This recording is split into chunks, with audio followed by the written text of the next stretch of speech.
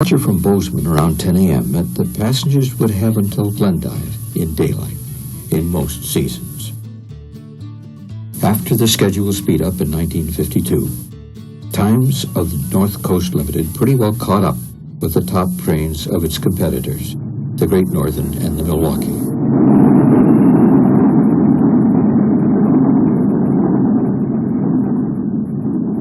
Bozeman Pass was discovered by John Bozeman in 1864 when he led settlers into the Gallatin Valley from Missouri.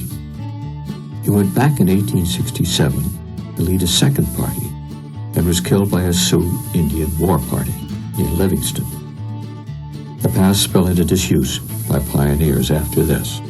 In the steps of John Bozeman, Lewis and Clark, and the 20-year-old Indian mother Sacagawea, their guide across this pass in 1806, the Northern Pacific laid a series of switchbacks over the top of Bozeman Pass in 1883. A year later, the first Bozeman Pass tunnel was complete.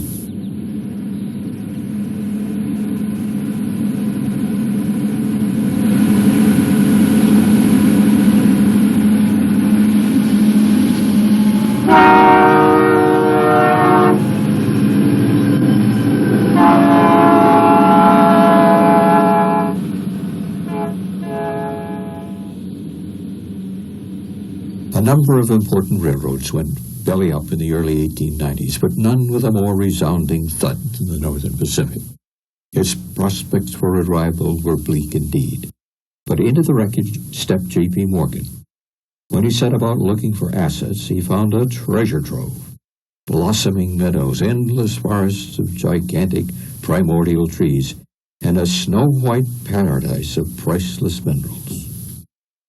39 million acres of them, an area the size of the state of Michigan. These were the vast checkerboard of land grants stretching from Glendive to Seattle, given as incentive to the original owners to speed completion. He set about selling almost $200 million in very long-term bonds. To pacify the jittery bond buyers, he offered what in those days were junk bond rates, and guaranteed interest for as much as 150 years. The real kicker for the railroad investor was the provision that as long as the bonds were outstanding, all proceeds from the land would have to be used for improving the railroad. The value of these properties soon exceeded whatever the railroad needed then or now or in the foreseeable future. One wonders how this enormous piggy bank has helped the Northern Pacific survive, and whether the knowledge of this giant security blanket has lulled railroad management into complacency. When their two competitors brought streamlined trains and used them to run circles around the NP brought some transcontinental streamlined trains, painted them in a kind of dowdy way, and set them running on schedules an entire day longer than the competition. It took several years before the North Coast Limiteds were made competitive. On the Northern Pacific, you could get your own caboose when you had enough seniority to mark up on the same job regularly. Conductors were very particular about the way they wanted their caboose maintained. The desk where he wrote always had to face north. He needed north light for writing, but also this was the warmer side in winter. Clean windows were an absolute must. But most important, no caboose, mainline or local, could ever be turned without incurring a tirade from the conductor. The reasons were simple. Conductors always wanted to know where they were, and the easiest way to do this was to have one caboose always oriented in the same way, without regard to direction of movement. When he looked out the side of the caboose, the conductor always knew exactly where he was.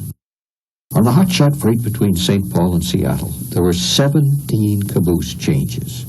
By contrast, the Northern Pacific competition, the Great Northern and the Milwaukee, had no changes at all. Despite this, it appears that when the Northern Pacific finally got rolling, it consistently beat its two competitors. This must have been quite a feat, considering that the Great Northern had a shorter route, better grades, and much of the time a much better track. One wonders why the management allowed the luxury of private cabooses. The struggling, gasping, dirt-poor Milwaukee Railroad demonstrated the vigor required for competitiveness in the freight market. They led the way time after time for faster schedules and scared the pants off both the Northern Pacific and the Great Northern. The Great Northern sky blue Pullman cars and the Harlequin green and white covered wagons indicate that these pictures were made around 1970, when the consists of Great Northern and Northern Pacific passenger cars were beginning to be mixed, following Lumenk's merger of the two roads around 1970.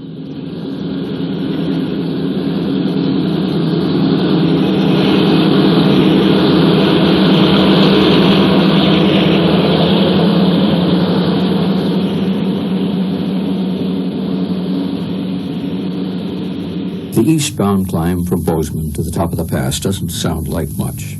It's only 13 miles.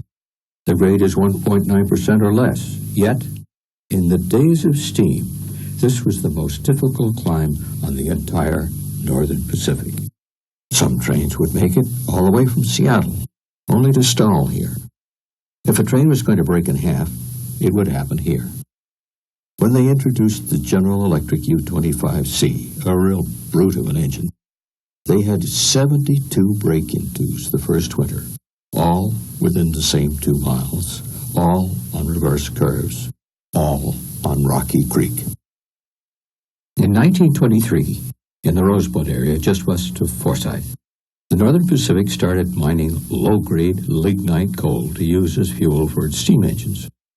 The coal was about as close as you could come to just plain dirt, and still give heat. Engines required immense fireboxes to burn such coal.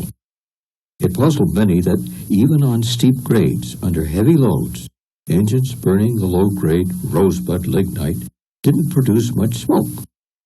This was what is known as a fine stack. The secret was high draft and special fine grades.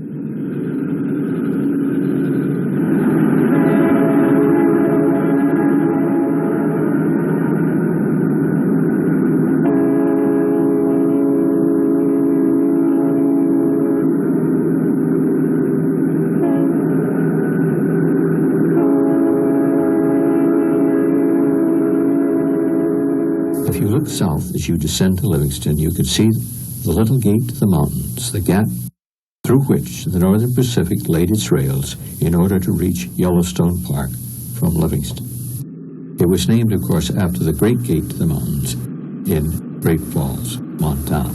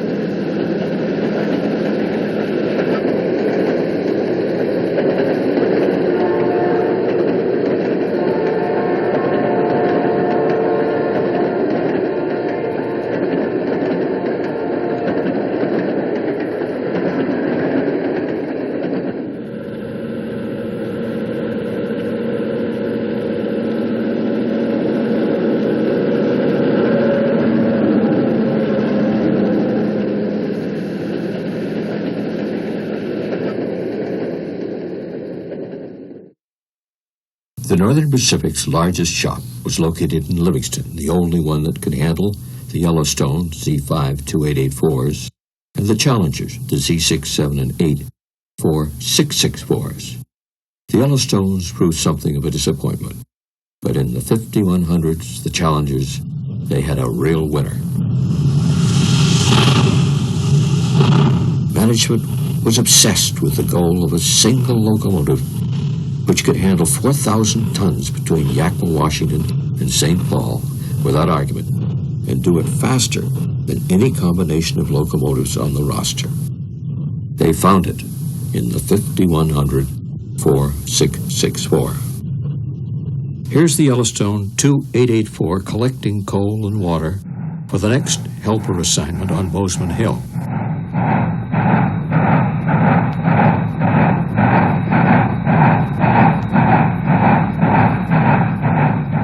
Ron Nixon, the famous Northern Pacific photographer, said that In the old days, when one of these left town on the head end, all conversation stopped in Livingston.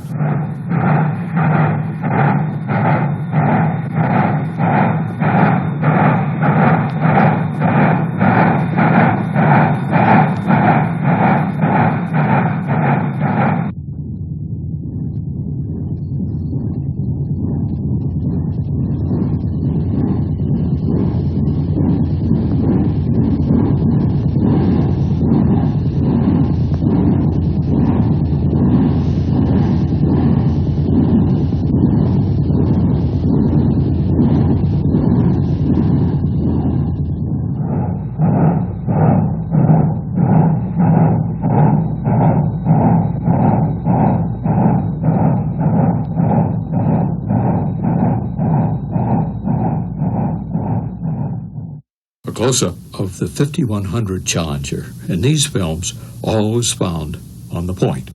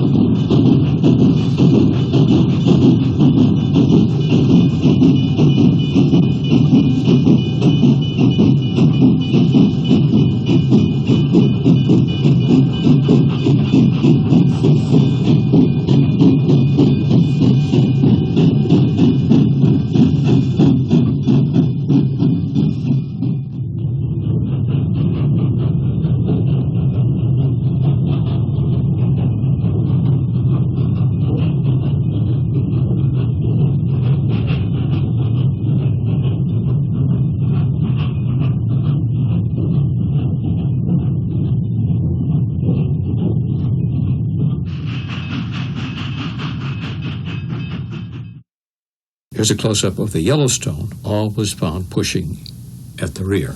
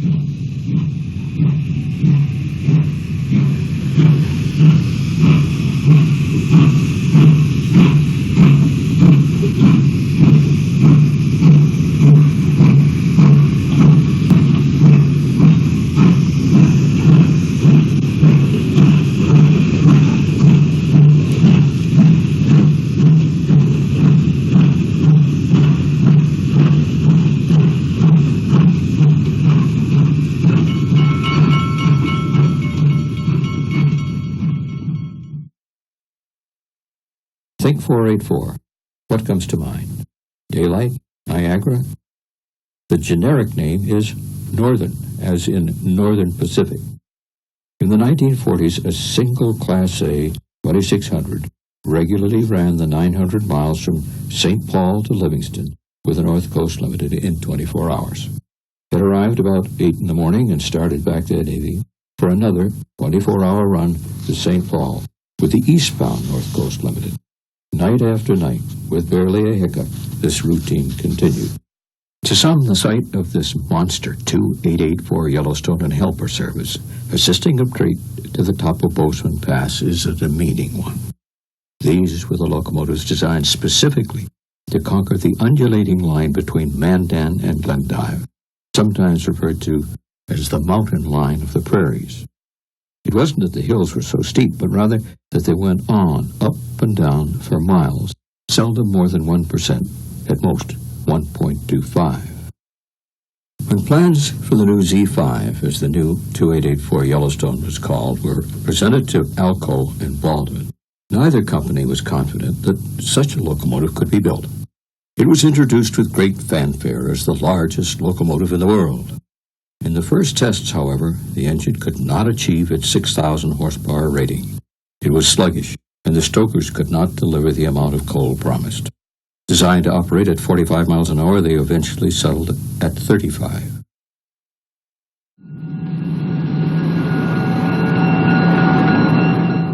The 4-unit FT is just out of the shops and being tested in helper service.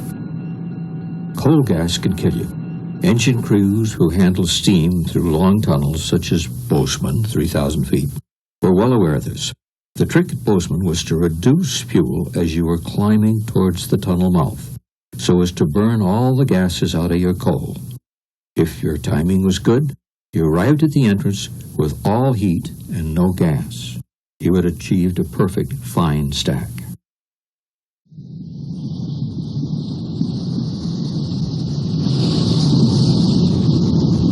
In the next scenes, an early 30s version of the North Coast Limited. D-train's passengers were Yellowstone Park at Livingston. Westbound trains were allowed 10 minutes to water, ice, wash windows of their train, and detach Pullmans running through to the park entrance.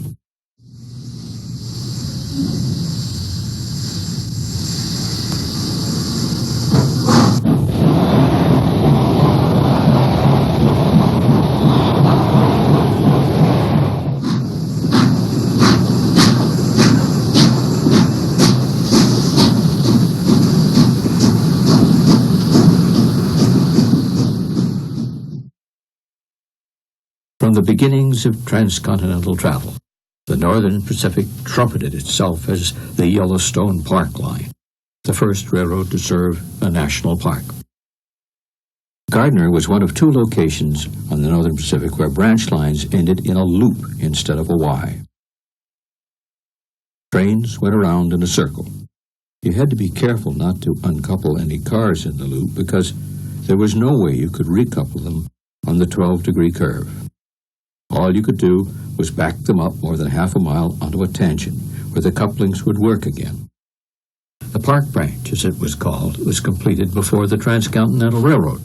By the terms of its charter, the railroad was not allowed to indulge in branch line construction until after the main line had been completed. The Northern Pacific built many branch lines, but always concealed this by calling an illegal branch another railroad. In this case, it was the Rocky Mountain Railroad of Montana. The park train operated from mid-June to mid-September. It was heavily traveled, often 16 to 18 cars and 2 open observations on each end. So many people got cinders in their eyes that the line was converted to oil-burning locomotives. During summer, travelers from either east or west could also reach Yellowstone Park on the Northern Pacific via either Red Lodge or Cody. Daily Pullmans attached to through trains such as the North Coast Limited ran to each gateway from Chicago and Seattle. Often these cars laid over for their passengers. Buses ran direct to the park over the spectacular Red Lodge Highway, which tops the Beartooth mountain ranges.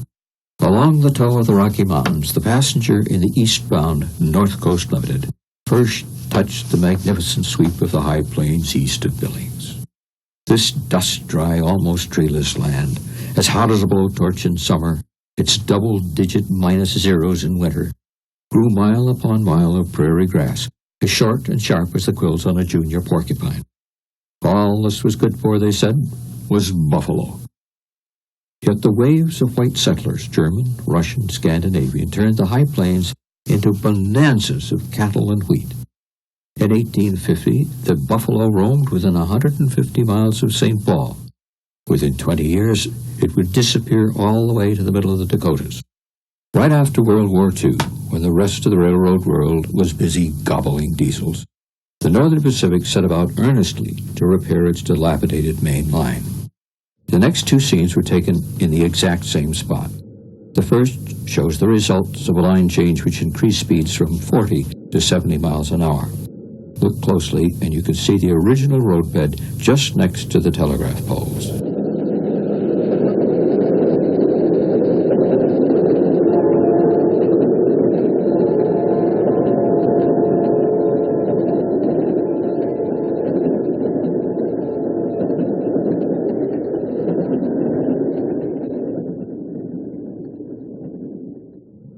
The second picture is the North Coast Limited before dome cars and should appear to be moving more slowly.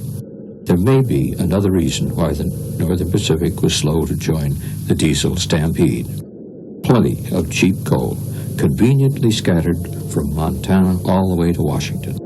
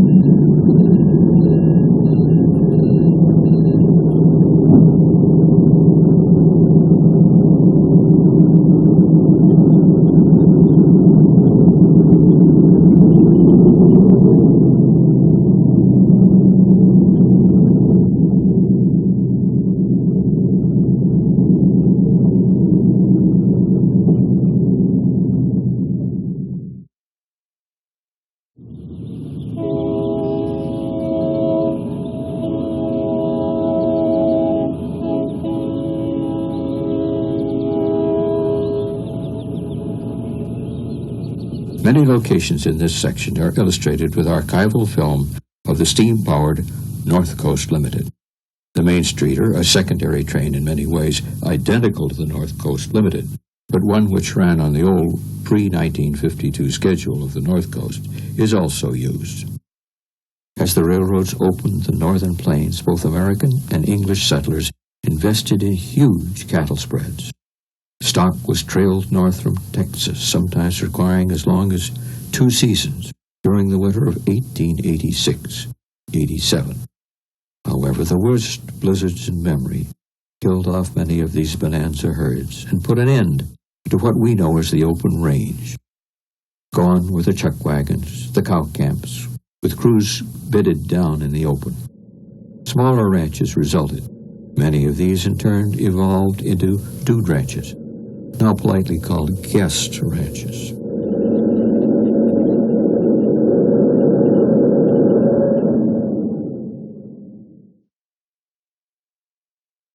The first indications of oil, which led to discovery of the great Williston Oil Basin, were made in 1951, not far from Glendive. Since then, the basin has ballooned northward. By 1986, it held some 3,700 producing wells.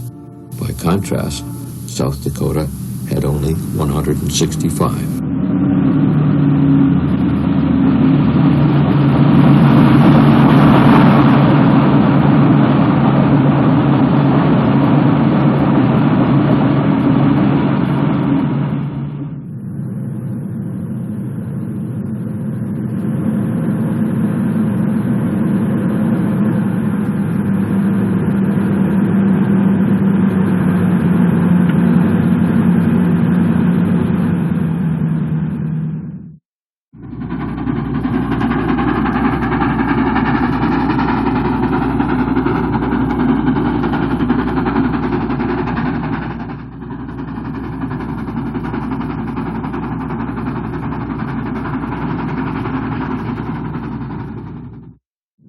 Bighorn, occupied almost continuously since Lewis and Clark came through in 1806, was started by the Rocky Mountain Fur Company as a meeting place for trappers. Custer fought the Sioux Indians here while protecting Northern Pacific surveyors.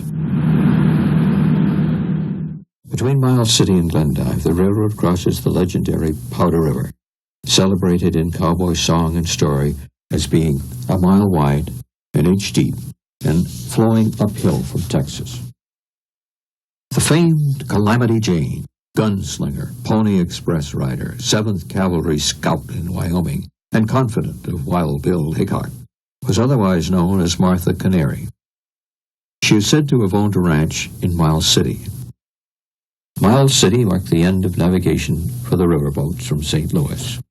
During the Indian Wars, officers from Fort Keogh used the top of Signal Butte nearby to send telegraph signals to the Black Hills 175 miles away by use of a heliograph, a device using mirrors to reflect the sun's rays.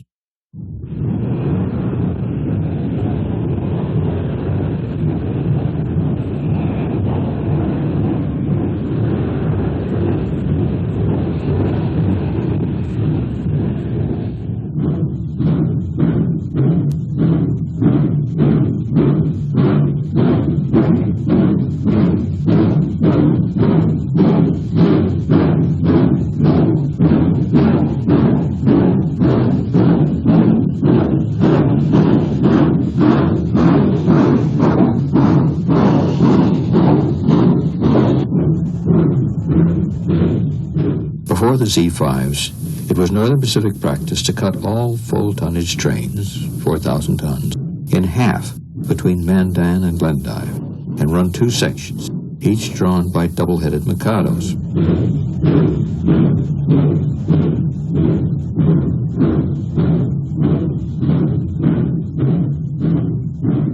Management wanted to get that 4,000 tons across the division in one piece. The Z5 saved the railroad millions of dollars by eliminating 3 crews, engineer, fireman, conductor, and brakeman, 3 engines, plus the costs of their storage, maintenance, and so forth, by hauling a single full-tonnage train across the undulating terrain between the two cities. You need to multiply the savings by the number of freights involved to get an understanding of the size of the economies involved. The Z5 did just this for 20 years before being downgraded to helper service on Bozeman Hill.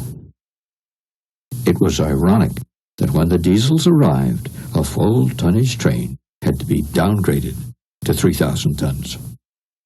As the rails of the Northern Pacific turn away from the Yellowstone